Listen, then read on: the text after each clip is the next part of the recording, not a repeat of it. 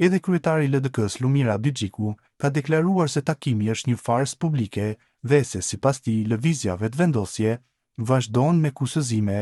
Morëm pjesë me vullnetin më të mirë për të gjetur zgjidhje, ndonse në të njëjtën kohë me drojën më të madhe se i gjithë ky takim do të ishte një farsë publike se sa substancial.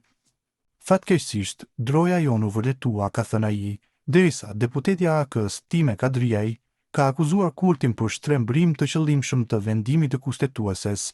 Nëse edhe nesër i vazhdojnë praktikat e njëjta, ata po e shkelin me qëllim kushtetutën, ka thënë ajo, duke insistuar që të mos votohet më për formim të një komisioni për votim të fshehtë, për votim të nominuarës për pozitën e kryetarit të kuvendit, tha Kadriaj.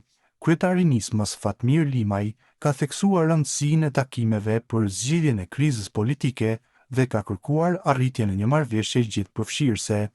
Ai ka thënë se vendi nuk mund të shkojë në zgjedhje pa u konstituar organet shtetërore. Nëse partia e parë nuk i ka votat, t'i jepet mundësia partisë së dytë. Nëse as ajo nuk i ka votat, atëherë të shkojë me opsionin e qeverisë teknike, siç e ka propozuar zoti Abdigjiku. E rëndësishme është që vendi të ketë institucione funksionale, shtoi Limaj. Faton Peci nga partia Guxo, parti në koalicion me lëvizjen vetëvendosje, ka thënë se interpretimi i gjykimit të gjykatës kushtetuese nuk është fontan dëshirash, prandaj ka bërë thirrje për një marrëveshje politike për zhbllokim. Pra, të kemi paku të marrëveshjes, por jo paku të votimit të kryetarëve dhe nënkryetarëve të Kuvendit të Kosovës, sepse rezultati i zgjedhjeve të datës 9 shkurt nuk mund të tjetërsohet.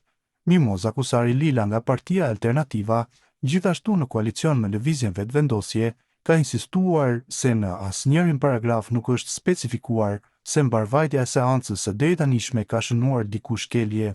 Gjykata kushtetuese nuk ka dashur të ofrojë rrugë për një proces që është në vazhdim, nuk ka dhënë rrugë.